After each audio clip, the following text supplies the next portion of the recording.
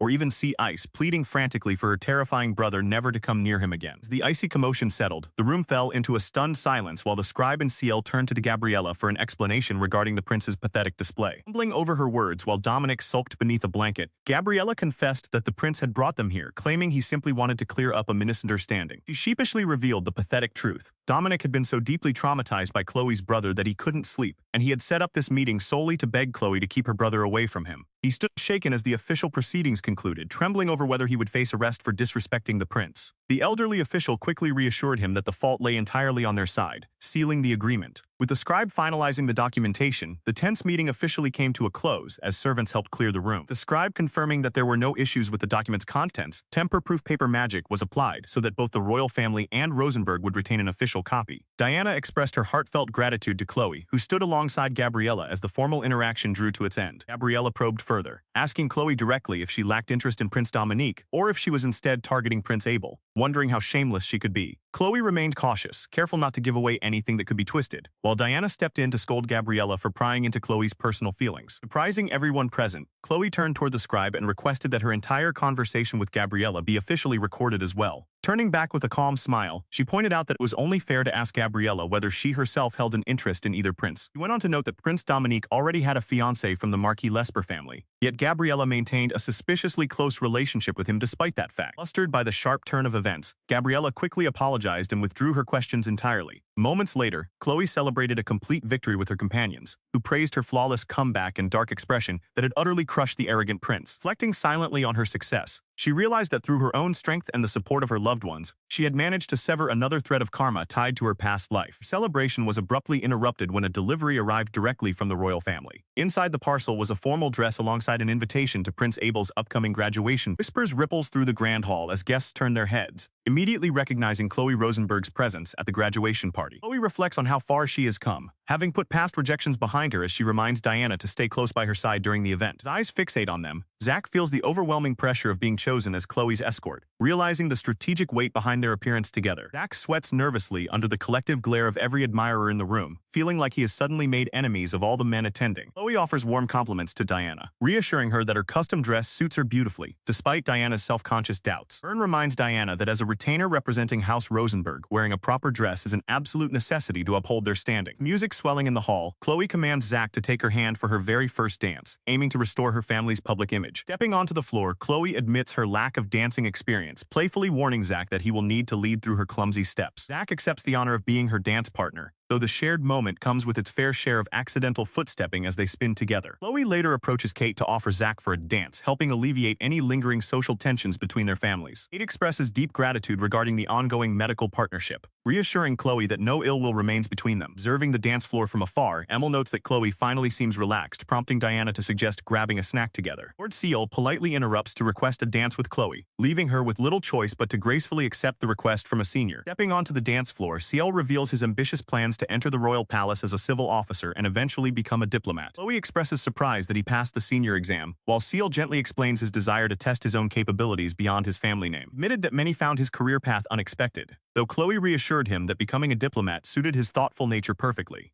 With his plans to handle foreign affairs, she noted how reassuring it would be to have such a reliable ally keeping an eye on their territory while they dealt with the magical beasts. Shared that Prince Abel had supported his decision, encouraging everyone to thrive in the roles best suited to serve the nation even if they could not remain directly by his side. Enjoying his company, Chloe reflected on how closeness isn't merely physical proximity. Even while enjoying the present moment, her heart still longed for her grandfather and brother who were far away. The music drew to a close. Seal remarked on how rare it was to catch Chloe missing steps before softly guiding her off the dance floor. Attention was suddenly drawn to another figure standing in wait, a familiar presence who reminded her that he too did not yet have a fiancé. Prince Abel stepped forward to congratulate her on her graduation, complimenting her wonderful dress before inviting her to join him for a dance. Accepting his offer, she took his hand, stepping onto the floor amidst the grand spectacle of the ball. Abel confessed his simple desire for a quiet life while acknowledging the harsh reality that starting tomorrow, their dynamic would shift from fellow students to distant acquaintances. Knowing the towering wall between their royal status and future duties, she offered her heartfelt gratitude and goodbye, urging him to keep Prince Dominic under control if necessary. Dominic then approached, lightly teasing Abel about his intimate conversation before reminding him of House Rosenberg's diligent efforts at the border. Abel promised to ensure all necessary supplies were dispatched upon reading her reports, reassuring her that he could never forget her or the Rosenbergs. Reflecting on his encounter with Lord Morgan, Abel expressed his personal wish for Chloe to witness his reign, praising her immense talent and contributions in medicine compared to her father's shortcomings. Overwhelmed by his high praise, Chloe humbly addressed him as her mentor and dear friend, drawing strength from his watchful support. Gently cut her off, softly affirming that being her mentor and friend was more than enough for him. After the dance concluded, the crowd playfully debated who had been Chloe's finest dance partner of the evening, concluding unanimously that Prince Abel had won by a landslide. Looked into her eyes with deep admiration, acknowledging her unyielding spirit and the extraordinary effort she had shown since childhood without a mentor. Deeply moved, she realized that he was one of the few who truly recognized her worth for who she was. As he drew closer, his voice softened into a gentle confession of affection, leaving her stunned as he began to utter words of love. Before he could finish, a sudden cry shattered the intimate moment, as Diana clutched her stomach in apparent agony and called out to her mistress. Without hesitation, Chloe rushed to her retainer's side, insisting that caring for her people was a master's duty, even when questioned by the prince, as the onlookers quietly praised the Rosenberg family's devotion. Understanding the situation, Abel graciously permitted her to leave and tend to her companion, bidding her a calm farewell as she stepped away from the royal presence. Once away from the crowd, Hawk emerged from the shadows to compliment Diana on her clever performance, leaving Chloe startled by her brother's unexpected appearance. Revealed that upon learning she had been summoned by the prince, he had ridden post-haste alongside the elite guard to ensure her safety. Truth, a terrifying thought had consumed him, that if the prince had declared her his bride before the court, not even their grandfather could have overturned the decree. Though relieved by Diana's quick thinking, he admitted to himself that he had been prepared to take her back by force if necessary, even if it meant becoming an enemy of the crown. He reassured him that the prince had explicitly promised not to force marriage, though he gently added that if she ever wished to join the royal family of her own accord, he would not stand in her way. Overcome with emotion, she buried her face in his chest, apologizing for causing him such distress and firmly promising that she would never abandon Rosenberg. The ordeal at the royal estate behind them, they set out under the glowing crescent moon on their journey back home. Meanwhile, in the capital, Lord Morgan seethed with rage over the insults suffered, furiously laying the blame for their downfall entirely upon Chloe, while Asher looked on silently. Asher's mother pulled him aside in the shadowed corridor, reminding him sternly of his duty regarding his sister. Looking at her with a quiet, resolute gaze, he submitted to her demands and agreed to do what was expected of him. Leaping without hesitation from the elevated landing, Chloe called out to her grandfather as she plummeted through the air. Lord Richard caught her cleanly in his arms with seasoned composure, shielding her from what could have been a perilous fall. Grandfather chided them sternly for such reckless behavior, but the little dragon Emil quickly defended her, explaining that she had simply been overwhelmed by the desire to see her grandfather again after all that had transpired. Settling into his presence, she gently asked if it was truly permissible for her to be back at the estate so soon before the new term began, admitting that recent events in the capital had left her feeling shaken and seeking solace. Welcoming her with open arms, Lord Richard assured her that this was her true home, acknowledging the trouble she had faced in the capital and praising the unwavering support provided by Byrne and Diana during her trials. The topic shifted to Jude's whereabouts. Emil revealed with a mischievous grin that they had left him far behind, leaving the young knight shouting in frustration from below as they raced ahead. Amused by their antics, her grandfather chuckled and warned that Jude was bound to be furious, advising her to formulate a clever peace offering before his inevitable arrival. Rhea stepped forward with a warm smile, proposing that they prepare Jude's favorite cookies together to soothe his temper, a suggestion that instantly brightened Chloe's spirits. As they spoke, Chloe noticed Maria's prominent pregnant belly and placed a gentle hand upon it, gasping in delight as she felt the baby move within. Lord Richard reflected on the joy a new life would bring to the estate, reaffirming that the mansion had known sorrow for too long and that Maria deserved all the comfort and care during her impending labor. Overcome with gratitude, Maria thanked the Lord for his deep generosity, while Richard reminded them all that the child carried by Byrne and Maria would forever be cherished as a true child of Rosenberg. Surrounded by the warmth of her family and servants, Chloe felt a profound sense of belonging as orders were joyfully given to prepare a magnificent feast in celebration of her. Upon finishing her second year at the academy, Chloe made a swift journey back to Rosenberg, eager to be present for Maria's impending delivery. As she waited in tense anticipation, Lady Doma's joyful declaration finally echoed through the hall. The baby had arrived. Following the announcement, Byrne hurried inside at Doma's call, his heart brimming with relief as he exchanged tender words of gratitude with a weary but beaming Maria. The relief proved short-lived when sudden complications arose, forcing Lady Doma to urge Chloe and Amber to maintain their light magic continuously, while the doctor prepared a powerful hemostatic injection. The dangerous fever began to spike. Chloe watched with breathless concern while the physician acted swiftly, administering the urgent medicine directly. Desperate efforts paid off as Maria slowly fluttered her eyes open, greeted by the sight of Chloe cradling her healthy, adorable newborn son. The crisis managed, the young girl carefully administered a soothing, paralyzing paralytic draft so Maria could finally rest, chuckling softly with the surrounding attendants over the mother's radiant appearance. 3 agonizingly chaotic days followed before everyone could truly breathe a sigh of relief, knowing Maria was completely out of danger, and Byrne could finally rest after collapsing from sheer exhaustion. Reflecting on the grueling trial of childbirth, she realized how immense the bond of family truly was, teasingly bantering with her companions as the heavy tension melted away. 3 months passed peacefully, bringing warmth to the courtyard, where Chloe gently held little baby Roland while surrounded by her protective family. Admiring the peaceful scene, she innocently remarked on how much they resembled a complete family, earning a gentle but firm warning not to speak so loosely in front of Lord Jude. The tranquil moment was abruptly shattered when a maid hurried out to inform Lady Chloe that she was required back inside the manor immediately due to an unannounced visitor. Stepping inside, the girl was stunned to learn from the attendants that the sudden guest was none other than her biological younger brother,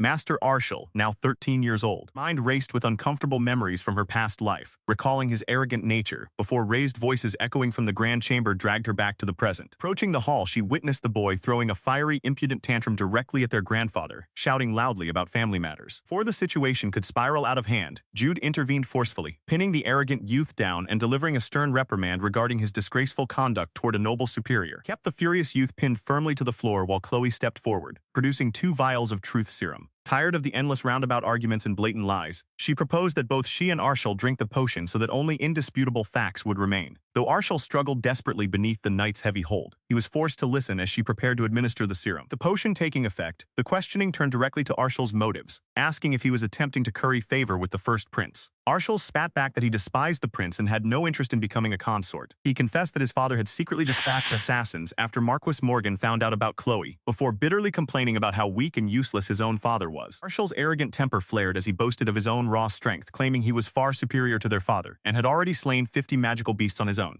He mockingly disparaged grass magic users as useless weaklings, declaring with cold hostility that he wouldn't hesitate to kill anyone who threatened his life, even his own family. Chloe remained entirely unfazed by his aggressive outburst, observing aloud how pitiable it was that he lacked proper guidance. She steered the conversation back to the core issue, demanding to know the true reason behind his sudden appearance at the manor. Arshel blurted out the real reason for his arrival. He urgently needed money to cover the steep entrance fee for the prestigious Reed Royal High School. He immediately shifted the blame back onto Chloe, claiming that her sudden departure had ruined their family's finances and left them on the brink of starvation. Chloe quickly dismantled his narrative, pointing out that as a member of the Knight Order, Arshel earned his own steady salary, and inquiring what had happened to the substantial income generated by the family domain. Cornered by the truth serum, Arshel was forced to confess that he had quit the Knight Order in a fit of pride after failing to secure a captain position. He stubbornly tried to blame his mother for his failures, claiming she insisted all their problems stemmed from missing the revenue once earned by Chloe's potions. Disgusted by his lack of responsibility, the surrounding onlookers watched as Chloe confronted him over his hypocrisy. She detailed how tirelessly she had worked to refine her alchemy skills to assist her grandfather and brother, while Arshel had done nothing but abandon his duties and beg for handouts. Arshel erupted in furious frustration, screaming that he had pushed himself to his absolute limits only to discover that his parents had squandered every coin on wasteful spending, leaving him unable to enroll despite all his effort. Lord Richard stepped forward to intervene, recognizing that achieving level 40 fire magic as a self-taught 13-year-old was indeed impressive. He offered a resolution. If Arshel could defeat Chloe in a formal match, he would cover the full cost of his tuition fees. Accepting the challenge, Arshel prepared to unleash his fire magic to shatter Chloe's defenses. Meanwhile, Chloe quietly planned her strategy, deciding to display the true strength of grass magic to give her brother a long overdue lesson in humility. Arshel readied his high-level flame magic, confident that his raw elemental advantage would easily burn through any plant-based spell. Unshaken, Chloe initiated her attack first, invoking a level 40 grass spell, Flying Thorns, sending a torrent of sharp botanical blades surging directly toward him. Spell struck with decisive precision, instantly binding and neutralizing Arshel before he could even release his attack. Stunned by the overwhelming disparity in power, he stood completely paralyzed as Chloe realized something was deeply wrong with his mana flow. Under the truth serum's inescapable influence, the startling reality came to light. Arshel did not possess fire magic at all. His true natural aptitude had always been wind magic, revealing that his parents had fraudulently fabricated his status to inflate their family's prestige. Unable to process the crushing revelation that his entire identity was built on a lie,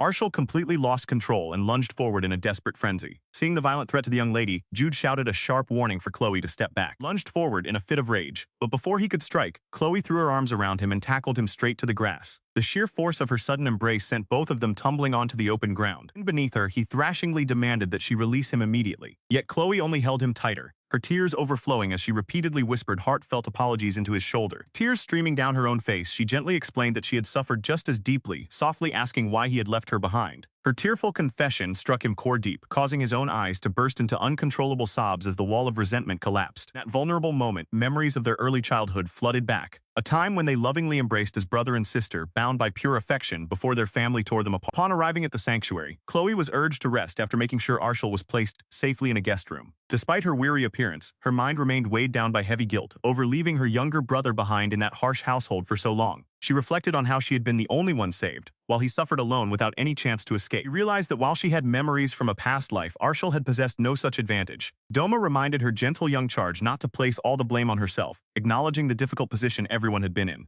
Even without visible physical marks, the turmoil inside the Morgan estate had been undeniable. Discussion turned toward the practical hurdles ahead, noting that enrolling Arshel in the academy remained out of the question under current circumstances. Falsifying magical aptitude was a grave offense, and everyone involved in such a cover-up faced severe consequences. They recalled how Chloe's own misdiagnosed attributes had been quietly corrected years ago to prevent unnecessary scandal. Chloe contemplated asking the Grand Temple for a formal reappraisal of Arshel's aptitude, though too much time had elapsed for simple excuses. Doma warned that doing so would expose the Marquis and Marchioness Morgan, along with any complicit priests, to strict punishment for their deception. Determined to make amends for what Arshel had endured, Chloe set out under the scorching summer sun on a journey to the Grand Temple in the royal capital. Throughout their travel, Arshel remained completely silent, bearing his own quiet burden. Arriving at the grand religious capital, they navigated the bustling streets toward the towering temple complex. Doma reassured Chloe that her elevated standing would grant them an immediate audience without trouble, while Arshel looked around at the unfamiliar surrounding temple grounds. Were welcomed by the high priest himself, who greeted Chloe warmly after a long absence. Presenting her younger brother, Chloe explained the reason for their visit and formally requested his guidance. Upon reappraising Arshel, the high clergy made a startling revelation. Rather than fire magic as previously claimed, Arshel actually possessed rare wind magic, demonstrating a level of mastery that stunned the observers. Attending priests marveled at his immense mana capacity and extraordinary skill for his age, noting that he must have undergone rigorous secret training. They recognized his immense potential and vowed to handle his talent with extreme care. Addressing the deception committed by the Morgan family, Chloe pleaded for leniency toward Arshel. The high priest gently closed his eyes, confirming that the young boy bore no responsibility for the fraudulent claims made by his parents when he was just a child. With a compassionate smile, the high priest agreed to amend the official records. He invited Arshel to follow him for a simple registration procedure, reassuring a nervous Chloe that her brother would be entirely safe in his care. As Arshel was led away, the clergy discussed the foolishness of the situation. They resolved to follow the divine will by detaining the corrupt priest who had accepted bribes to falsify the aptitudes of both children, launching a full investigation into Marquis Morgan's circle. After finishing the formal proceedings, Chloe expressed her deep gratitude to the high priest for his decisive help. She offered a generous donation to the temple, knowing it would further cement their protection and resolve any lingering doubts regarding their family's standing. Over a quiet cup of tea, the high priest casually inquired about Chloe's future plans once she completed her studies. Chloe shared her intention to lead a quiet life focused on research and establishing herself as a professional pharmacist. During her modest ambitions and noting that she had no fiancé, the high priest warmly invited her to come study at the Grand Temple instead. He suggested that learning under their guidance would offer her invaluable experience as a rising pharmacist. He listened quietly as Lady Doma expressed concern regarding Arshel's future, pointing out that even if he were allowed to inherit the Marquisate, he would inevitably face severe public backlash due to his family's fraudulent actions. To safeguard the boy, Lady Doma proposed bringing Arshel under the protection of the Grand Temple, offering Chloe the opportunity to join him if she remained concerned for his well-being. Given the choice between taking up residence in Rosenberg territory or remaining at the Grand Temple, Arshel decided he wished to stay at the temple to live peacefully, prompting Chloe to write to her grandfather to explain their decision. Word of the Morgan family's deceptive claims quickly swept across the royal capital, forcing the Grand Temple to issue a public apology, placing sole blame upon a rogue priest. The scandal reaching the highest levels of nobility, the royal palace prepared to pass judgment, while Chloe and Arshel were granted special access to the chamber of the water mirror. Observing the mysterious spellcraft within the room, the siblings learned that the ancient magic of the water mirror allowed spectators to observe events unfolding at great distances. Within moments, the surface projected a clear view of the royal audience chamber, where the formal proceedings were about to take place. Gasping in surprise, the children watched as their parents were brought forth to stand trial before the royal court. Prince Abel confronted Marquis Morgan over the falsification of Arshel's aptitude, but the Marquis defiantly denied all knowledge, attempting to shift full blame onto a low-ranking priest. Prince swiftly dismantled his defense, revealing that a truth serum had already been administered to the detained priest, confirming the exact details of the conspiracy. As the Marquis protested the validity of the testimony, Chloe realized that the truth serum used during the interrogation was one of the very potions she had previously delivered to the high priest. Court was informed that the priest had taken his own life following his confession, solidifying his statements as undeniable proof of intentional fraud. The Marquis attempted once more to dodge responsibility by questioning the temple's integrity. Prince Abel sharply silenced him. Refusing to waste additional rare truth serum on an unrepentant noble, the prince prepared to deliver the final verdict himself. Royal court decreed life imprisonment on Baggard Island for both the Marquis and Marchioness, stripping them of all lands and title, leaving the disgraced couple to turn on each other in despair. As she observed the reflection in the magical mirror, the high priest reminded the Marchioness that claiming ignorance was a sin in itself, while Lord Morgan desperately pleaded for mercy from Prince Abel, who cold-heartedly reaffirmed that all chances had been exhausted. Prince declared with absolute finality that no leniency remained for deceiving the crown and subjecting the children to years of suffering, condemning the former nobles to spend the remainder of their days repenting as the guards wrestled the struggling lord away. As the vision in the water faded, she realized that their ties to their parents were irrevocably severed, granting the freedom she had longed for since her past life. Yet Arshel collapsed to his knees in tears, heartbroken that neither parent had offered even a final thought for him. Kneeling beside her weeping brother on the cold stone floor, she pulled him into a tender embrace, tears spilling from her own eyes as a hollow emptiness settled deep within her chest despite their victory. Leaving his own domain behind, the formidable Margrave of the Borderlands arrived at the Grand Temple to personally arrange for his grandchildren's care. He explained that following the recent demotions, royal magistrates would temporarily manage the Morgan estate, leaving him free to oversee Chloe and Arshel's living expenses. He announced that Miller would remain behind as their dedicated guard for the next 2 months, right up until the young girl was scheduled to begin her formal schooling. Turning his attention toward his grandson, the elder nobleman inquired if the boy had any personal requests for how he wished to pass his days at the sanctuary. Arshel kept his eyes cast downward, his voice quiet and devoid of desire as he replied that he required nothing special. The elderly commander reassured the boy that his only true wish was for Arshel's wounded heart to finally find a sense of peace. Blaming himself for his past shortcomings in raising his late daughter Ellie, he swallowed his lingering regret, while the young boy softly expressed his sincere gratitude. Matters settled, the Margrave departed back to his borderlands, leaving his grandchildren to adjust to their new reality. Life rarely unfolded as planned, but surrounded by new surroundings alongside Emil, the young siblings turned the page and began their quiet new chapter within the walls of the Grand Temple. Several days passed smoothly as a calm rhythm settled over their lives in the cathedral. Every morning began with prayer, followed by breakfast, where Chloe made a point to gently invite her brother to join her, hoping that shared meals would help open his guarded heart. Meanwhile, the little emerald dragon, Emil, frequently scampered off to explore the surrounding grounds on his own. The peaceful morning routine was interrupted by the sudden appearance of a gentle young priest who greeted them warmly. Introducing himself as Lydie, the grandson of the high priest, he explained that he had been instructed by his grandfather to ensure the young nobles could reside at the temple without any discomfort. Lightly bowing his head, the young priest apologized for his delayed introduction and casually mentioned his enrollment at the local academy. Hearing this, Chloe realized he was her senior, though Lyde lightheartedly insisted she treat him simply as a junior companion without formal ceremony. Extending his hospitality further, Lyde granted Chloe full access to the temple's extensive library and lush gardens during her stay. Touched by his generosity, the young girl offered to contribute to the temple in return by preparing medicinal remedies, an offer the priest gratefully accepted. Before long, Lee took an active role in guiding Arshel, initiating him into the fundamentals of wind magic. Observing the lesson from a distance, Chloe was thrilled to see a spark of genuine emotion return to her brother's eyes as he struggled and learned under his instructor's patient guidance. Witnessing the dramatic shift in Arshel's demeanor from an empty shell to an eager student, Chloe felt deep gratitude toward their new teacher. Lyde simply smiled back at her warm thanks, sending a gentle gust of magic across the field to cheer the young boy. The days turned into weeks. Lyde visited the siblings far more often than anticipated, allowing them to drop formalities and speak casually together.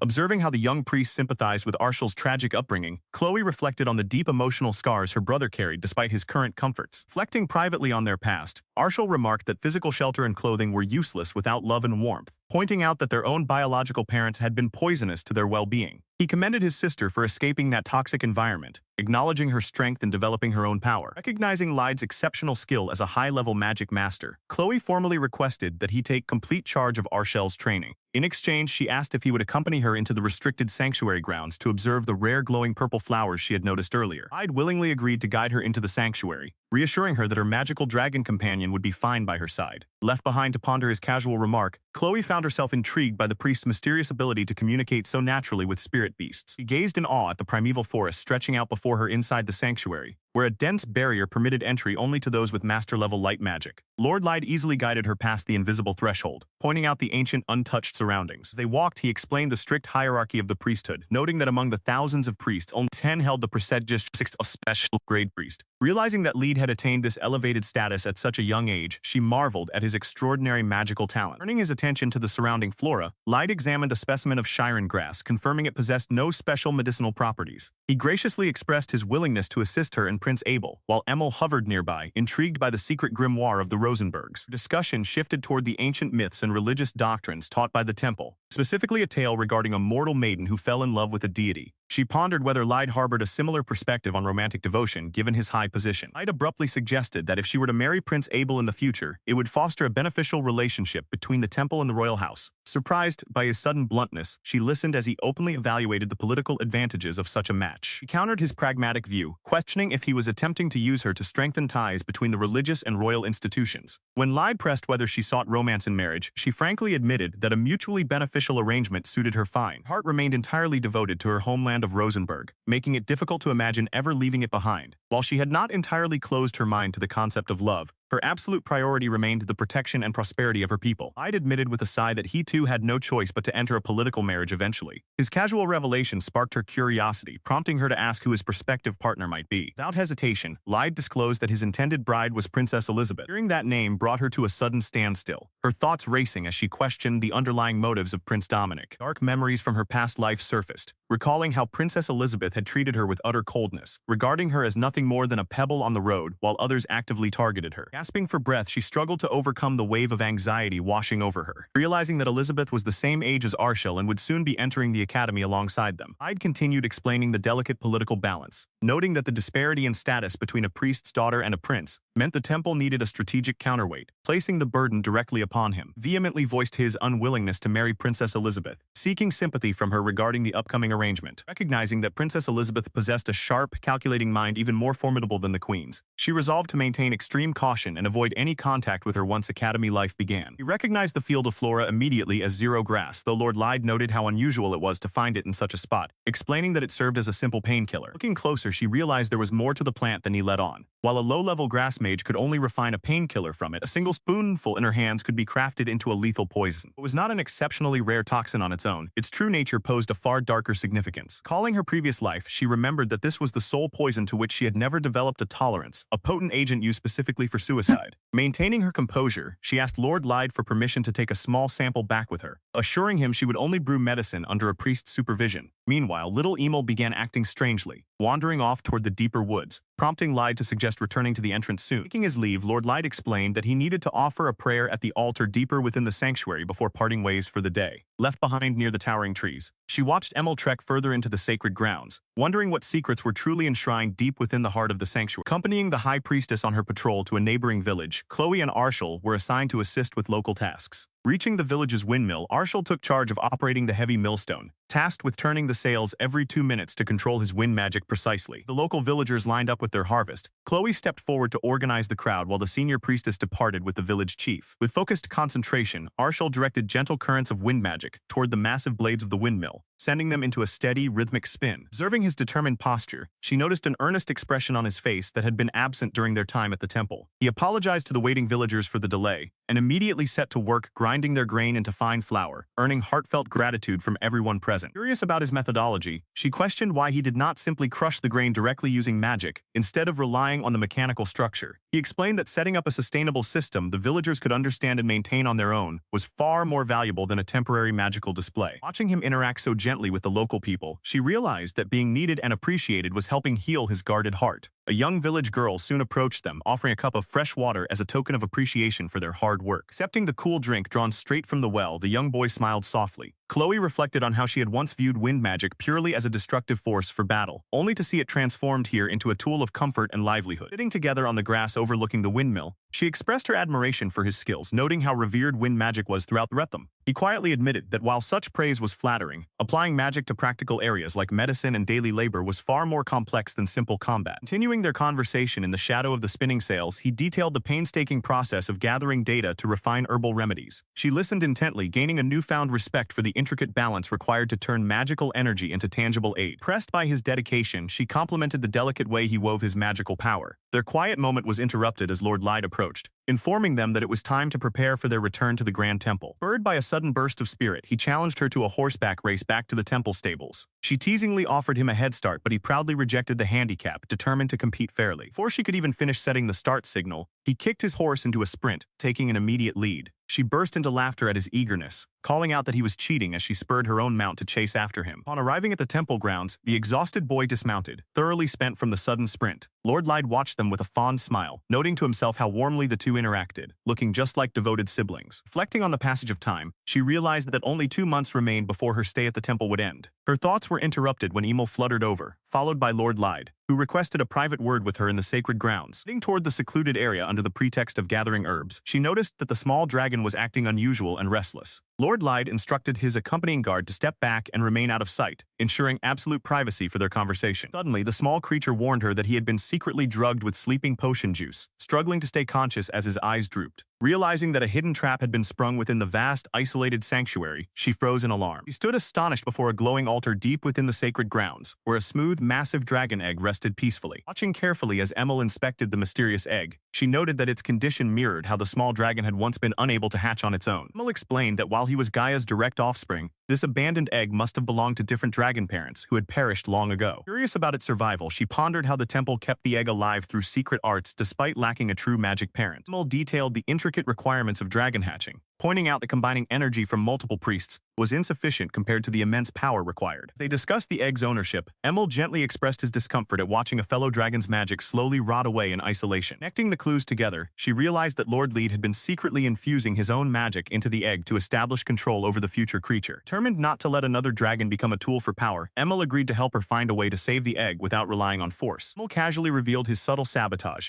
having slipped grass juice into Lyde's potion to ensure their plans remained uninterrupted. Days passed quietly at the Grand Temple until Arshel abruptly declared his intention to negotiate directly with Lord Lyde regarding the egg. Arshel firmly announced his choice to abandon his worldly position and become a temple priest, shocking those around him. Dismissed any concern for the House of Morgan, indifferently stating that distant relatives could easily inherit the estate. He confronted Arshel over his sudden decision, expressing her inability to support a path driven merely by a desire for a peaceful life. Explained that under teacher Carino's guidance, leaving the Margrave's protection was the only way to escape endless political power struggles. Reminding him of the gravity of Master Discipal contracts, she urged him to carefully consider whether he truly possessed the proper resolve. He slumped over her desk with a heavy sigh, tormented by the memory of her own past warnings. Back when she had reflected on forming a spiritual bond, the solemn truth had been made clear. If a disciple were ever to lose their master, the resulting sorrow would be overwhelming. She had tried to make Arshel understand the gravity of entering a master-disciple contract, yet the weight of his decision still pressed heavily upon her. Overwhelmed by concern for Arshel and the unhatched dragon egg, she agonizingly wondered what steps she could possibly take. Her companion gently reminded her that she did not have to bear such a burden entirely alone. Encouraged, she turned to Emil, who eagerly offered to take action and told her to leave everything in his capable hands. 3 days later, her brother arrived at last, apologizing for the delay as she rushed into his arms with overwhelming relief. Having learned the full situation through Emil, he warmly assured her that he would handle the rest. Looking up into his confident smile, she felt her worries dissolve, knowing that if she could not put her faith in her beloved brother, there would be nothing left in the world to believe in. Gathered before the High Priest and Lord Lyde, the delegation from House Rosenberg offers their formal gratitude for the warm hospitality extended to their family. As the adults exchange polite greetings, young Chloe quietly reflects on the upcoming meeting, hopeful that the discussions regarding Arshel's future and the mysterious dragon egg will proceed favorably. High Priest remarks warmly on how refreshing it has been to have the youth present within the sacred temple walls. Lyde nods in agreement, though Arshel expresses a tinge of regret that their peaceful time together must come to an end, just as strong bonds were forming among peers of his own age. Reassuring his companion, the young noble points out that they will still attend the same academy in the coming year. Turning his attention back to the senior clergy, the Margrave announces that beyond expressing gratitude, they have a far more crucial matter to negotiate regarding Arshel's long-term path. Explaining his personal decision, the boy reveals his desire to dedicate his life to sacred service as a devotee of God Gino. Over the past 2 months spent within the serene precincts, the anxieties plaguing his heart faded away, inspiring him to follow in his teacher's footsteps by offering his warding magic to protect others. Addressing the practical details of the arrangement, the Margrave confirms that overall governance of the Morgan lands will be entrusted to the crown, as managing an entire domain is too immense a burden for a 13-year-old boy. The High Priest listens intently,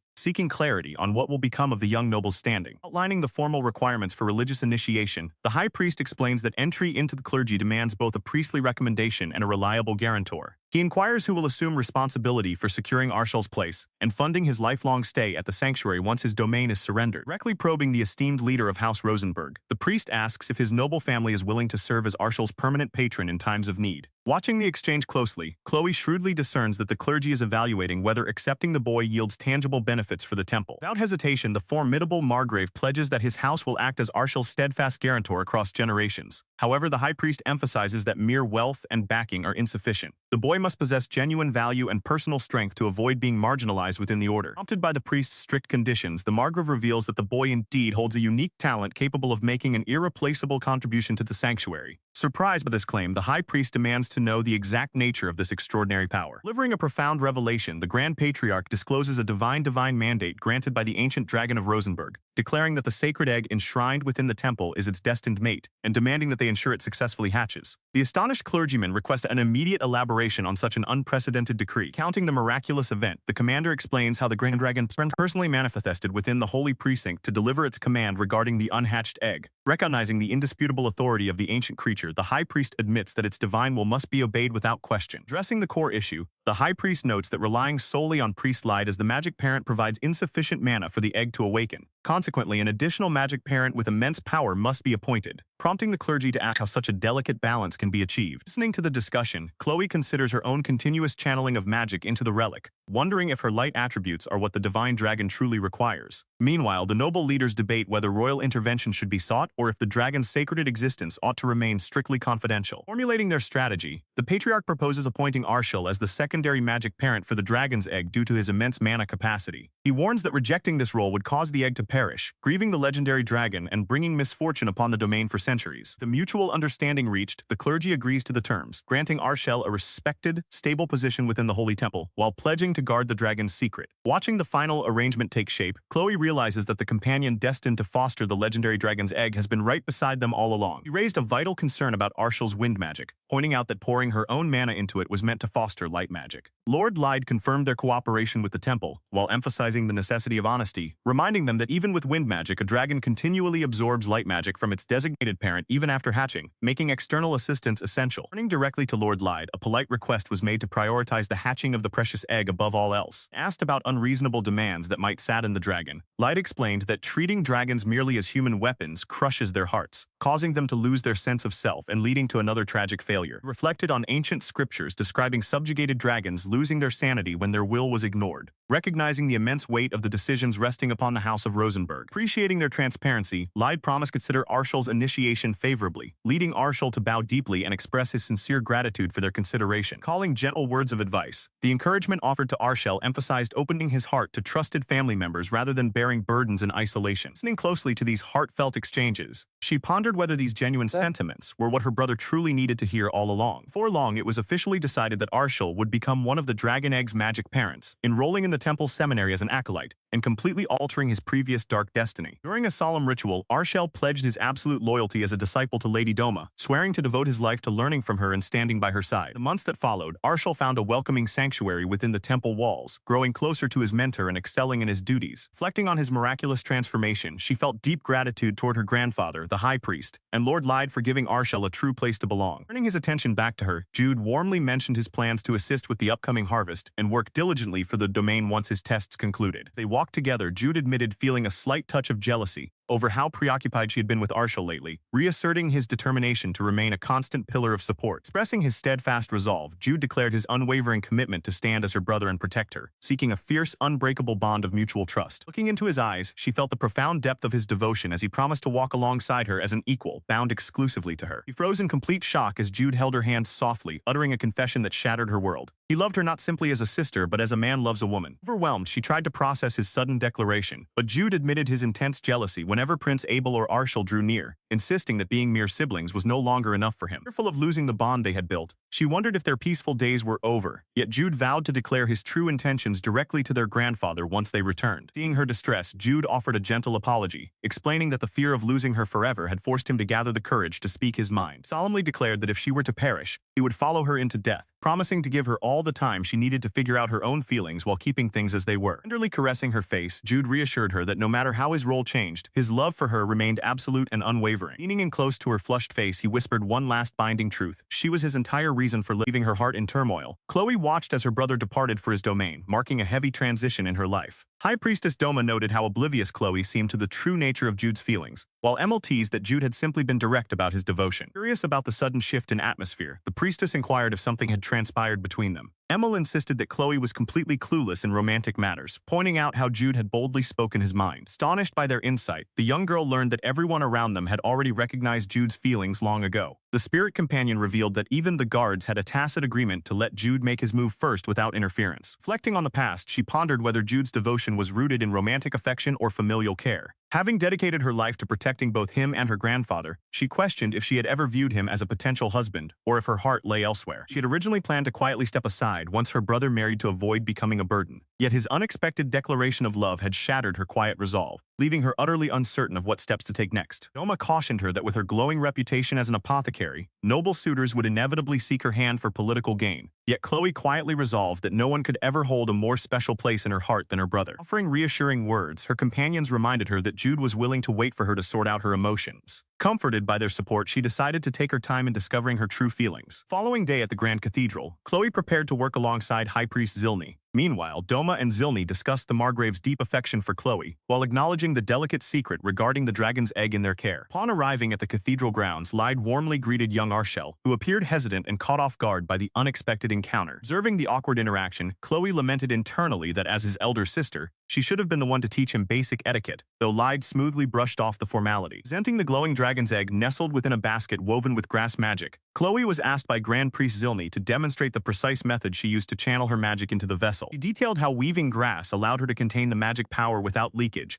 ensuring the starved egg could absorb it safely without causing her to collapse from exhaustion again. Attempting to test the process himself, Lyde reached out to touch the pedestal, but the intense draw immediately drained his magic power, causing him to instantly collapse onto the floor. Examining the fallen young priest, Zilni reassured them that complete magic depletion naturally expands a mage's overall capacity upon awakening, instructing them to let Lyde rest for a full day. Turning his attention to Arshel, the Grand Priest instructed the startled boy to hold the relic briefly before returning it to its pedestal, leaving Arshel frozen in astonishment. He stared in awe as the dragon egg absorbed his magic, now harboring attributes of both light and wind. Zilni congratulated him on becoming one of the egg's magic parents, confirming the success of the transfer. As the priestess offered her congratulations, the young man pondered how much longer it would take for the egg to hatch. Given that it had taken 2 years to accumulate Lyde's magic, it seemed a similar stretch of time lay ahead for Arshel's contribution. Observing the High Priest's patient gaze, Chloe wondered how long Zilni had been pouring magic into other eggs since his youth. For someone who had waited so long, a few more years were nothing at all. She asked softly if she had been helpful as well. Receiving a warm confirmation from the High Priest, he expressed his desire for everyone involved to welcome the newly hatched dragon with warmth and affection when the time finally came. Lyde called Arshel away to begin his magic training. The young boy eagerly bounded off to follow his new mentor. Though Chloe knew this was a wonderful opportunity for her brother, a lingering shadow of mixed emotions clouded her heart. She strolled back outdoors. Diana greeted her cheerfully, explaining that she was covering guard duty for Miller. Seeing the young girl's bright smile only reminded Chloe of her own shortcomings, feeling guilty for not being able to be purely happy for her brother. Expressing her gratitude to Diana, Chloe turned toward Hawk, who had volunteered to accompany her while Byrne remained behind to care for Roland and Maria. Teasing her playfully as they walked, Hawk reminded her of his longtime presence by her side, brushing off her lighthearted protest about events from 20 years prior. Together they made their way toward the quiet gravestone erected in memory of old Tom, a place where Lord Morgan had declared a memorial was needed. Standing before the quiet tomb surrounded by lingering flowers, Chloe was filled with remorse, reflecting on how 7 years had passed without her visiting the friend who once tended this garden alongside her and Lulu. Sitting beside Hawk near the grave, she confessed her inner turmoil, admitting that despite the good news of Arshel finding a master, something felt deeply wrong inside her. Voice trembled as she admitted her jealousy toward her brother, envying the fact that he was able to go off and train alongside a master he respected. Leaning over old Tom's tombstone in quiet anguish, she pleaded internally to know how she could ever overcome her selfishness and learn to be genuinely happy for Arshel from the bottom of her heart. Hawk listened quietly before pulling back his sleeve to reveal a geometric scar on his forearm, sharing the story of his own master, a skilled light magic user who had passed away years ago. Looking back on his past with a bittersweet expression, he gently confessed how deeply he had loved her, offering his own experience of grief and mentorship to comfort the grieving girl. He stood quietly by her side as she pondered how many years it takes to overcome past lingering regrets or if memories simply grow fond with time. Reflecting on his painful loss, he admitted he could never look back on it fondly, revealing that his master died on the battlefield right before his eyes. Time gradually dulls the ache. He noted that forgetting is often the last thing one truly desires. Gently embracing her, he reassured Chloe that it was entirely acceptable to feel lonely or to live with lingering regrets. Affirmed that while he regretted letting his master die young, he never regretted loving her, as every shared day had been full of joy. Encouraging her to seek a future where she would not be alone, he recalled how her grandfather strictly disapproved of potential suitors, demanding only the finest candidates. Speaking with paternal warmth, he urged her to embrace happiness just as her late loved ones would have wished for her. Next day, as they prepared to return after her test, she thanked him for showing her that regret and happiness can coexist. Walking down the academy hall with Diana, she noticed Carla coldly ignoring her greeting. Realizing her peers were distancing themselves to avoid trouble, Diana offered to arrange a carriage to avoid unwanted encounters, prompting Chloe to reflect on her past life's betrayal and the dark poison she was forced to create. Her heart seized with shock as Professor Sutherland suddenly materialized directly in front of her. Turning to the room, Emil was greeted by Chloe and Diana, who urgently asked what had happened. Overcome with anxiety, Emil explained that Professor Sutherland was present. Observing Emil's agitation, Hawk quietly instructed Diana to bring some tea to help calm him down, requesting that they leave the two of them alone for a moment.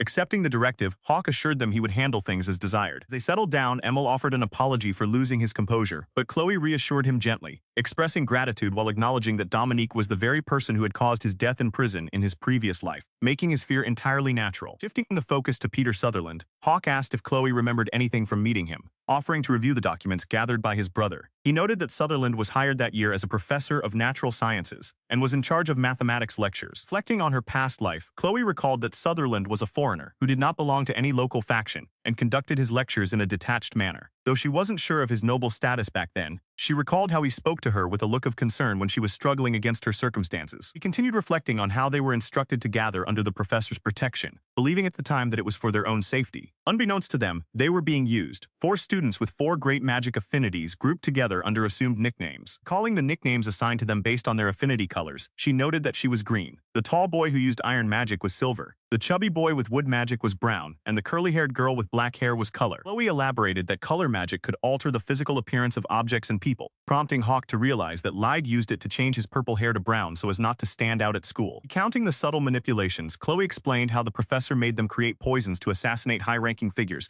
claiming it proved their magic was useful. She confessed that at the time she mistook his calculated actions for affection. Her vision clouded to his true nature. Asked if she had ever seen the professor's own magic, Chloe revealed he avoided showing it, claiming his magic was useless at school while teaching academic subjects instead, discarding the children without hesitation when convenience demanded it. Moving forward with their plan, Chloe suggested informing her brother about everything via dandelion letter, while Emil noted that they should eventually investigate other classes since none of her former comrades appeared to be in her current class. Deep in thought, Chloe considered her growth since her second life began, having overcome past enemies and gained trusty allies. Yet the looming threat of the professor's hidden magic left her wondering if he would once again ask her to create poison. Next day, focus turned to Zach, whose persistent desire to repay his debt led him to question the sleeping pill test he was given, wondering if it was a trial while Chloe found the situation intriguing. Gathered together, Diana and Chloe discussed what they had heard about the neighbor country's professor, weighing the risks of Jack attending Sutherland's class to gather information, while considering if someone was already taking that lecture. Expressing interest in the lecture's contents, Chloe decided she would speak to Jack tomorrow to give him a plausible reason to attend, while Hawk cautioned that they must avoid having the professor recognize her existence. She listened attentively as Sir Hawk approached, expressing his relief at finally having a quiet moment to speak with her. When the young knight asked Jack to discreetly join Professor Sutherland's mathematics class to observe his actions, Jack admitted he had no connection to the professor, prompting Hawk to explain that his investigation was a private matter of national defense. Continuing his explanation, the young commander emphasized that because his family bore the responsibility for national defense, he preferred to keep his suspicions quiet rather than create a public stir. Sensing his hesitation, she gently reassured him that he could decline if the task felt too demanding. But the youth merely smiled and admitted his weakness in mathematics, adding that he was eager to help if it concerned the realm's security. The conversation lightened. The companions began teasing one another about their academic skills and personal relationships, exchanging warm laughter over who would tutor whom in their spare time. Discussion then shifted to deeper concerns regarding family obligations, distant engagements, and the difficult choices between personal affection and duty that lay ahead for their friends. Reflecting on these heavy burdens, the young men spoke of their personal dreams to become honorable knights and enrich their home territories, striving to be reliable older brothers for their families. Turning back to her,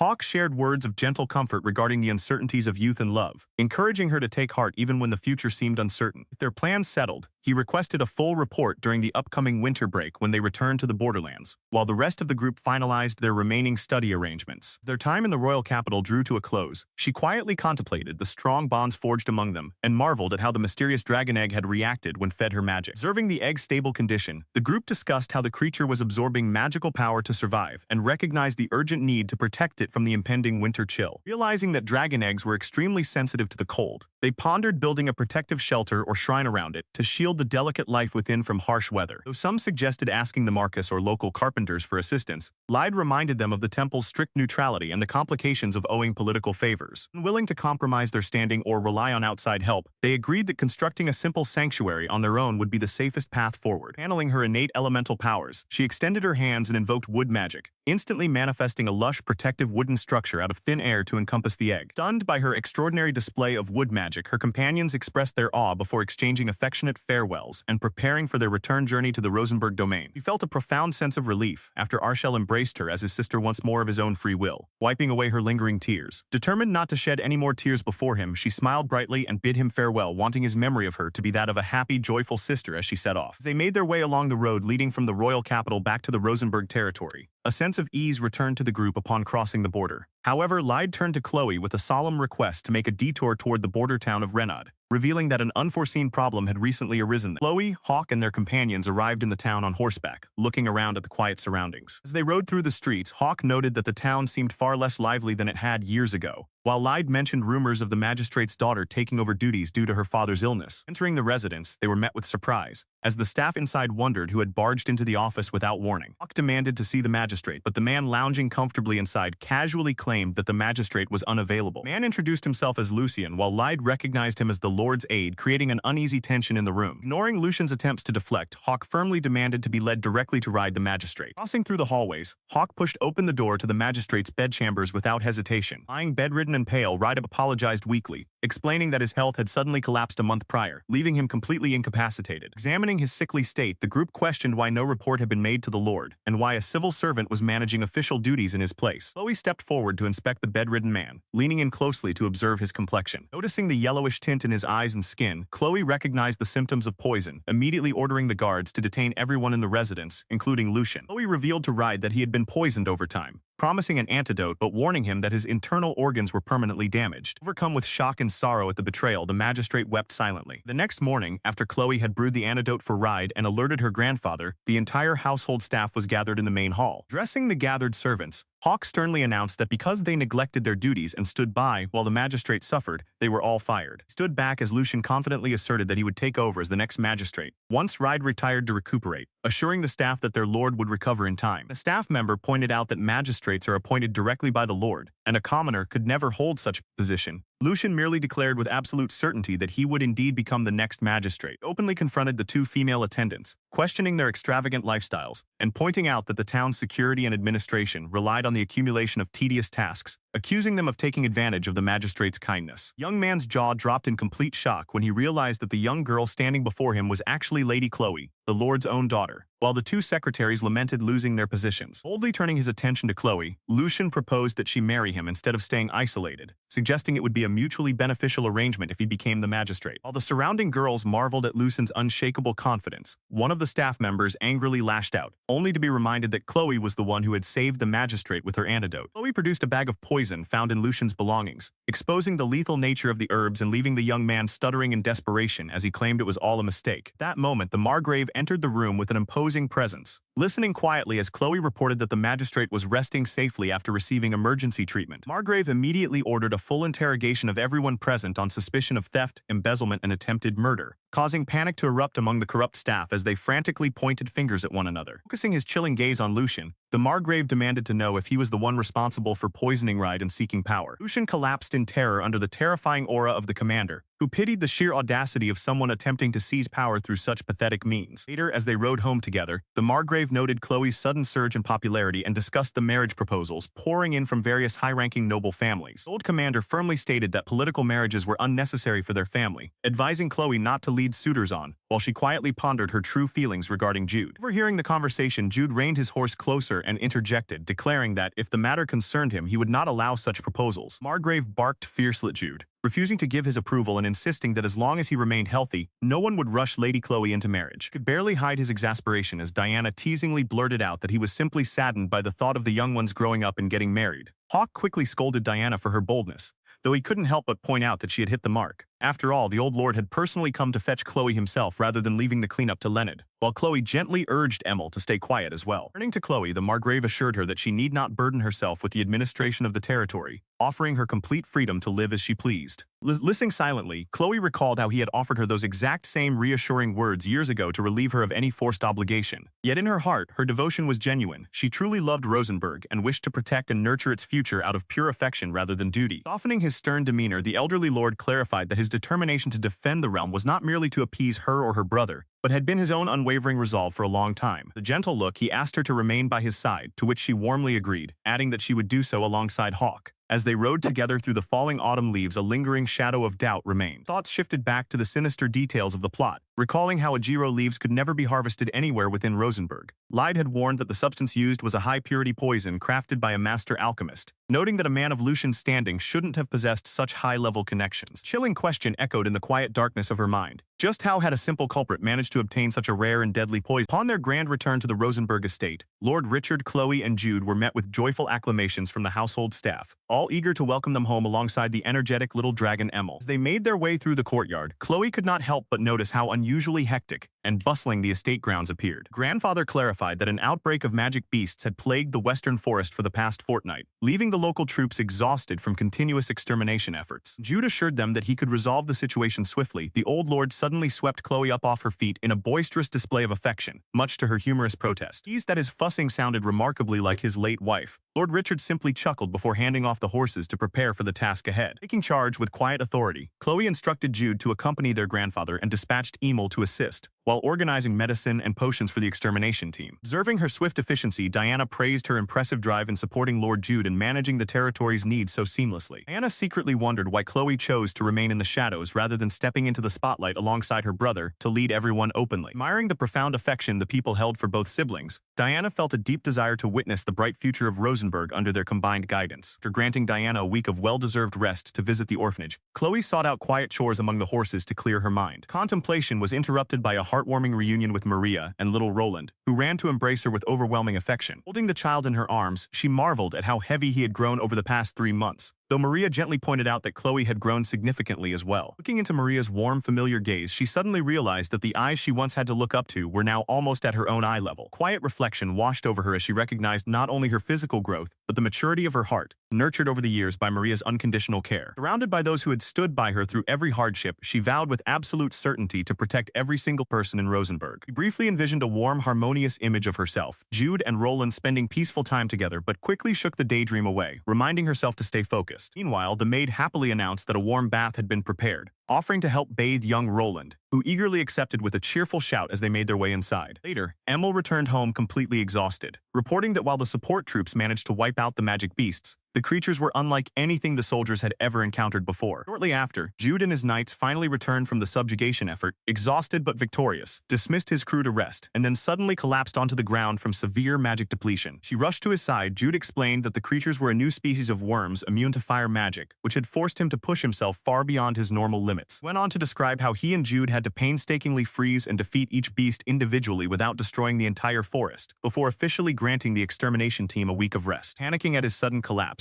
she called out frantically for help, while Byrne hurried over to assist the weakened Knightmaster. Looking down at his own trembling hands, Jude offered a self-deprecating laugh at his pathetic state, while they helped him stand and guided him toward his bedchamber. At night, under the pale moonlight, she sat vigil beside Jude's bed, gazing sorrowfully at his pale face, having never seen her strong brother look so fragile. Reflecting on the dangerous encounter, she realized with a cold shudder how close she had come to losing him, realizing the true gravity of magic beast outbreaks. Mel then revealed a shocking anomaly. Poison had been intentionally scattered across the soil throughout the entire western forest, explained that a plant toxin originating from the southern region had weakened the native worms and caused them to mutate, leading her to wonder who could possibly be targeting them in such a calculated manner. Chilling sensation filled her heart as a dark, ominous foreboding settled in. Turning back toward the bed, Emil noted that Jude was still sound asleep from his sheer exhaustion. Looking at Jude's peaceful face, Emil softly remarked that Jude only ever allowed himself to show such vulnerability when he was in her presence. He earnestly desired to stand beside her brother-in-law, Jude, supporting him just as Maria and Bern did, wishing to show such devotion openly before everyone, including Emil. Leaning softly over his sleeping form, she whispered a quiet confession of love. Recalling how easily she had declared her affection to him throughout her childhood without hesitation, she now found herself contemplating the complexity of her emotions, realizing that love possessed many forms she had yet to fully comprehend. Watching Jude rest peacefully in bed, she recognized that the affection overwhelming her heart was immense and profound, a sentiment far grander and heavier than anything she had ever experienced in her past life. After resting for 2 days, her brother returned to his heavy routine, busily managing the duties required of the family heir. As she watched him push himself, she couldn't help but worry about his fragile state, though others noted that transitioning the workload to him while their master was still healthy was vital for the territory's security. Retainers assured her that he intended to carry out his duties flawlessly, willing to push his body to its limits for the sake of both their grandfather and her. Hearing of his absolute dedication only caused the weight of her concern to grow, with thoughts of her devoted brother filling more and more of her mind each day. Time passed until the weather grew truly frigid and winter break officially arrived. Right on schedule, Zack arrived on horseback to greet her, explained with enthusiasm that his father was glad to grant permission for him to assist, allowing him to use his water magic skills as they ventured together into the Sea of Birds to gather medicinal ingredients once more. After harvesting a bountiful yield that would secure enough medicine for their needs, she thanked him for his invaluable help before steering the conversation toward Professor Sutherland's classes. When asked how he found the lectures, the young man bluntly admitted that he found them thoroughly boring, prompting a quiet smile from her. Elaborated that the professor rigidly covered exactly 4 textbook pages each session, wrote explanations on the chalkboard, assigned homework, and promptly left. He noted that among the 8 students present, most seemed serious yet lacked wealth, likely drawn by the fact that only a basic textbook was required. He absorbed this detail, connecting it to her memories of the previous timeline. He was using low-cost classes to naturally gather people facing difficult circumstances. Wondering if any of her past allies were among those 8 students, she hesitated to ask directly for fear of raising suspicion, when her companion suddenly brought up Carla. He recounted how Carla attended the lectures as well, but pointed out her strange behavior around her classmate, observing how she consistently avoided or ignored her. He added that when he asked Carla about her motivations, she stated she aimed to become a civil official, which struck her as curious, given that Carla struggled with magic and would benefit far more from mastering mathematics. Her presence in the class made sense on the surface. An uneasy feeling lingered in her mind, right before he dropped a startling revelation regarding the professor's physical condition. Her eyes widened in surprise when he confessed his suspicion that the professor was completely blind in his left eye despite his casual demeanor. Explained that in his home territory, wounded soldiers were regularly taken in, and the professor's distinct physical movements matched those of a veteran who had lost sight in one eye. Noted that whether the professor was hiding his condition or simply remaining quiet was anyone's guess, as no one had ever asked him directly. Chloe considered this, wondering silently if the professor was indeed deliberately concealing his sightless left eye. Recognizing that this detail diverged from the timeline of her past life, Chloe realized how easily such a detail could be overlooked without a keen eye. Though eager to dig deeper for answers, she urgently demanded a promise that no further risks would be taken, insisting that getting involved any further was far too dangerous. After securing his promise to stay safe and prioritize his own family, she felt a wave of guilt over the vague explanations she was forced to give. She knew she could not drag him deeper into these hidden mysteries, even as he quietly agreed to her requests. Determined to make their hard work worthwhile, Chloe arranged for a generous shipment of medicine to be sent to Fiddler territory to combat the harsh Jurgis cold, picturing the relief it would bring to the frontier workers. Without losing a moment, she rushed to process the newly gathered ingredients, prioritizing their freshness while her companion Emil watched over the painstaking magic-infused task. Drained of magic after working late into the evening, she collapsed onto the floor beside a sleepy Emil. Sharing a small bite of food together, they both fought off the overwhelming exhaustion of their night's effort. Seeking something warm to eat before turning in, Chloe wandered down to the quiet kitchen with Emil nestled comfortably in her arms. Inside, Bern was already waiting, acknowledging her tireless hard work with a tray of fresh fruit and bread, while offering to warm up a pot of hot soup specifically for her. Bern feigned mild disappointment that she thought he would ever allow her to eat cold food,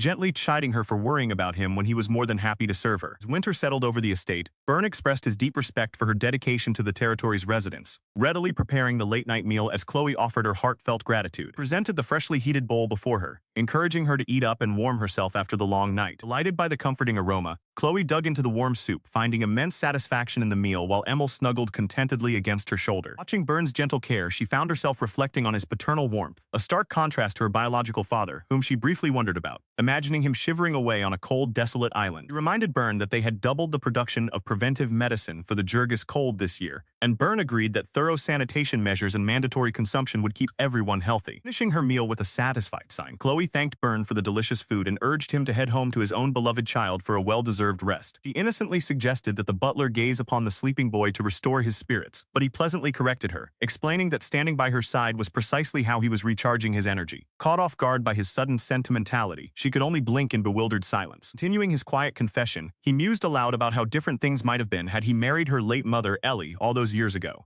Had destiny taken that path, he reflected gently, the young lady before him would truly have been his own daughter. Though she felt a sudden pang of inherited guilt, knowing how her mother had once broken off their engagement and wounded his heart. He offered only a reassuring smile. He explained that his sole regret was missing that chance, yet noted with warmth that he later wedded Maria, whom she adored like a mother. Thus, he warmly asked for permission to treasure her as his own daughter, determined not to let Hawk claim all paternal pride. Blushing with modest hesitation, she timidly questioned whether she was truly as endearing as her brother, prompting him to tease her gently about entering a rebellious phase. Overwhelmed by his sincere affection, she buried her face against him to tenderly offer her thanks, quietly realizing that even if her biological parents withheld their love, her world was filled with people who cherished her deeply. Winter came to a close. A letter arrived from Lord Lyde detailing how Arshel was faring well in his place after returning to the royal capital. Meanwhile, conversations turned toward the dragon's egg, which had recently begun to glow and wiggle, evoking descriptions straight out of holy scriptures. Hearing that the baby dragon was growing healthy inside its shell brought immense relief, though Richard remained as overprotective as ever, insisting that Chloe only be left alone when either Jude or he were present. Amidst these domestic updates came significant news. Lord Lyde had officially annulled his engagement to Princess Elizabeth. Reading through the correspondence, it became clear that the Grand Temple was taking bold steps, moving to sever its long-standing ties with the royal family as the dragon's hatching drew near. Freed from such heavy burdens, Lyde felt lighter than ever, especially with the princess already becoming engaged to the son of Margrave Greenhill. Yet, concern lingered for Lord Shell, who, born into a marquis house so close to the royal family, had to remain fully prepared for whatever lay ahead. His light magic reaching maximum level, Jude casually suggested that he was now a free man and teased Chloe about marriage. She quickly dismissed his playful banter, pointing out that replacing the princess with someone like her would never be accepted, even if the high priest might welcome the idea. Conversation continued with light-hearted bickering over letters to the Grand Temple, and whether Chloe should protest or seek advice from her elders. Jude insisted that her essential talent made it impossible for her to leave the territory, playfully adding strange commentary that drew further exasperation. Reflecting on the situation, the true desire was simply to maintain good relations with the Grand Temple as an organization while avoiding unnecessary drama, hoping above all to be left in peace. As the harsh winter of the frontier began to wane, Roland stood up after a pleasant year with cute companions. With the time approaching to return to school, attention returned to checking on the egg and caring for Emil. Thoughts turned to troubling mysteries, the fact that poison had been brought into Rosenberg, and the reality of the academy where the professor operated. Considering that zero-grass magic was exceedingly rare, unseen outside of Old Tom and mysterious occurrences in the western forest, it seemed clear that high-level magic was being manipulated by someone in power. Suspicion fell heavily upon the professor, questioning whether he was trying to frame others as the culprit while scattering dangerous potions. Furthermore, with news that the princess would be enrolling in the school come spring, a strong foreboding arose regarding recent incidents. Worry grew over what would happen if the princess set her sights on her, labeling her as an opponent simply due to ties with the Grand Temple. Recalling the cold treatment from her previous life and the overwhelming pressure from Prince Dominique, anxiety mounted over becoming entangled and helpless once again. Fierce resolve took hold. The thought of loved ones and the cherished land meeting the same miserable death as last time was completely unbearable. Driven by this determination, a quiet step was taken toward the magic room. Key lay in the zero grass discovered within the divine realm, a unique ingredient holding unpredictable potential. Using zero grass and another critical element, it was possible to create zero poison, the worst masterpiece crafted in a previous life, capable of taking a life without leaving a single trace. That final required item was the pearl necklace gifted by grandfather during a visit to the royal castle at age 8, a cherished memento of a late grandmother that held the secret to completing the deadly mixture. Gazed closely at the strands of pearls, admiring their uneven, organic beauty. Passed down through generations of her family, they were said to have been gathered from the deep sea by her ancestors for the people they loved most. The heavy heart, she silently begged her grandparents for forgiveness as she began her secret preparation. Knowing that crafting Zero's poison was her only defense, she channeled her mana to crush the precious heirlooms. Pearls pulverized into a fine shimmering dust, combining with the zero grass. Whispering another quiet apology, she watched the essential components of the lethal mixture merge beneath her magic. Carefully infusing more magic into the suspended liquid, she stirred the swirling solution until the crushed powder completely dissolved into the water. Proceeding through the intricate steps of extraction, sealing, heating, and sterilizing, she carefully transferred the clear, potent elixir into 2 small glass bottles. Relieved that the liquid appeared indistinguishable from pure water, she tucked 1 vial away as a reserve. Sitting back down at her desk, she let out a quiet breath and began reassembling the remaining pearls onto the string. Concentration was broken when a voice suddenly called out from the doorway. She turned in surprise to find her brother standing there, questioning what she had been doing while praying to their grandparents. Noted how their stepmother had frequently worn the necklace, reminding her that it belonged to the women of Rosenberg across generations. Guilt washed over her as she realized she had destroyed a cherished memento that was now rightfully hers. Explaining that the dragon had mentioned keeping a close watch on her, he pressed further, demanding to know the true purpose behind her actions with the necklace. As he reached toward the vial resting on her desk, she panicked and desperately shouted for him not to touch it, realizing he already suspected her secret. Bluntly confronted her, deducing that the liquid was poison and asking if she intended to kill someone or take her own life. She frantically denied both accusations, struggling to process his confrontation given everything she had previously confessed to him. Noticing her intense distress, he softened his tone and opted for a gentler approach. She turned away, unable to articulate the complex tangle of emotions lingering inside her. Fondly remembering how much she cherished the necklace and the warmth of her stepmother holding her close as a child, she pondered the lingering mystery of why he had broken it apart in the past. Guilt tore at her heart. She affirmed her desire to live out a full life rather than seek death, resolving to pass the heirloom down to future generations. Meanwhile, he silently considered the threat of poison infiltrating their territory. Thoughts turned toward the academy, anticipating Princess Elizabeth's upcoming enrollment and the presence of the professor. She accepted with somber clarity why the princess might hold resentment toward her. He listened quietly as he carefully pieced together her logic, recognizing that forcing her hand against royalty would jeopardize both her safety and the entire territory. He observed that the poison was never meant as a weapon, but rather as her absolute last resort, an ultimate escape route. Surprised that he saw right through her, she admitted her fears of being trapped once again like in her past life. Desperate to protect her own human dignity, she pleaded for his support should her situation ever become truly hopeless. Bitter smile crossed her face as memories of her previous life resurfaced, reminding her of being locked in a cold dungeon without freedom or protection. She questioned whether any dignity remained when stripped of all control. Darkness consumed her thoughts as she recalled screaming until her voice gave out, watching the remaining light fade from her eyes in that bleak past. Breaking her grim recollection, he gently slipped one of the small poison vials into her pocket pouch, instructing her to keep it hidden inside her dimensional magic room. He took the second vial for himself, promising to hold on to it while she clutched hers tightly, silently wondering if he could truly understand the depth of her fear. She protested against him taking on such a dangerous burden. He firmly countered that if they were to keep the poison, they would share the responsibility together rather than letting her shoulder it alone. Looking down at her with intense earnestness, he left the ultimate choice in her hands, asking whether she still truly wished to keep the lethal substance. Contemplating the impending return of her companion the next day, she agonized over the reality that without a final safeguard, she would be completely defenseless if cornered. Tears welled in her eyes as she sank to her knees, trembling as she confessed that despite everything, she still needed to hold on to that last resort. Reached out to comfort her as she sobbed over how many times she had regretted not having an escape in her previous life, assuring her that he understood her pain. Fixing her with an unwavering stare, he made a shocking declaration.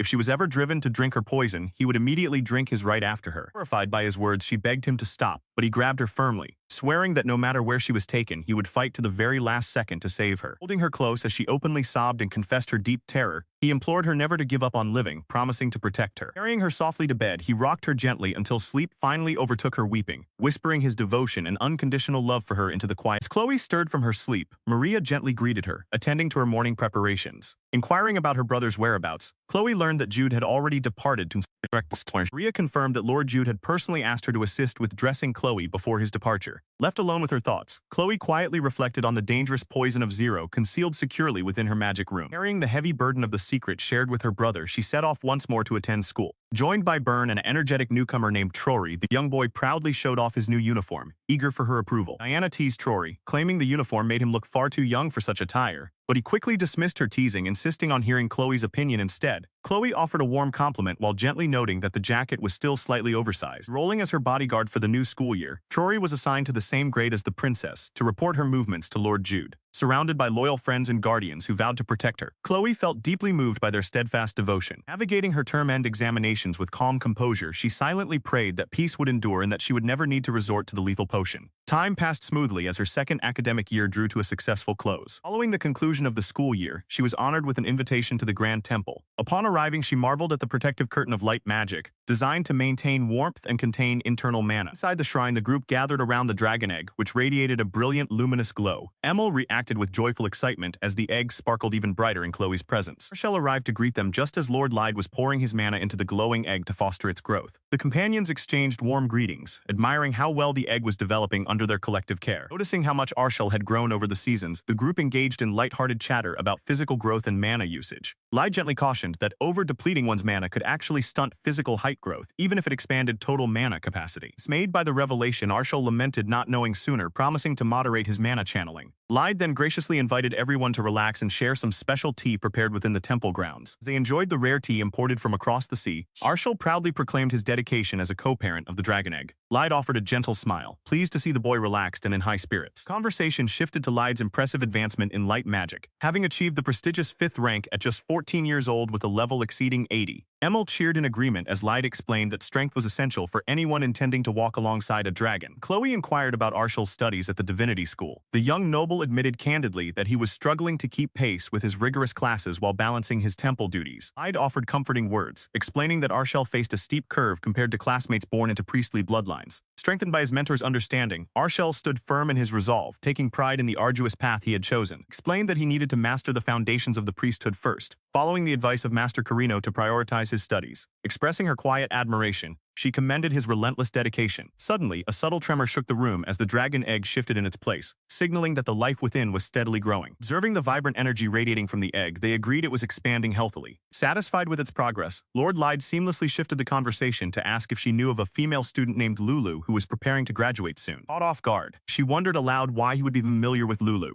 He acknowledged her surprise with a quiet nod, signaling that he understood the complicated history surrounding the girl. Heavy stillness fell over her as she recalled the past. Knowing that even Emil harbored a cold distrust toward Lulu, she understood that if Lulu resented her, it was only natural given how close the girl had come to destroying her own life in desperation. Lord Lyde explained that the rumors had reached the Grand Temple, noting that Arshal was well aware of how Lulu's family of innocent gardeners had been framed. Despite the tragedy, he praised the girl's resilience, mentioning that she was graduating with exceptional marks. Went on to detail how Lulu had struggled to secure employment due to the political strife between the noble houses, leaving her with nowhere to turn. Hearing this, she quietly pondered whether Lulu might consider working within their territory instead. Revealed that he had personally offered Lulu a respected position at the temple, hoping it would ease her burdens and earn favor with Chloe. However, to his immense surprise, Lulu had politely turned down the generous offer. Surprised by the refusal, she asked why Lulu would turn down such security. Lord Lyde shared that Lulu was determined not to let any past failure hold her back, declaring her unwavering intention to pursue her true passion and become a master gardener. Voiced his concern, wondering if it was wise for her to set aside the elite education she acquired at the Royal High School, just to become an apprentice to a gardener in the South. Soft smile washed over her face as she pictured Lulu's resolute expression. Feeling a deep sense of relief, she realized that this quiet triumph allowed her to repay a long-standing emotional debt. Fond memories resurfaced of their childhood, when Lulu had passionately declared her dream of following in her family's footsteps. Back then, she had warmly promised to hire Lulu the moment she realized her goal. Driven by that enduring bond, she instructed her butler to secretly deliver an exquisite floral arrangement for Lulu's graduation, choosing to keep her gift anonymous so as not to overwhelm her former friend. Days later at the graduation ceremony, an extraordinary bouquet of blue roses appeared, a rare masterpiece that could only be crafted through advanced grass magic, conveying an unspoken message of deep affection and goodwill. Reflecting on the custom of presenting flowers to graduates, she shared a playful conversation with her young companion, who cheerfully promised that when the time came, she would give her an even more spectacular bouquet. She watched silently as the graduate on stage light-heartedly mentioned offering her a bouquet as well, before pausing to wonder if such a privilege would instead belong to the future head of the house.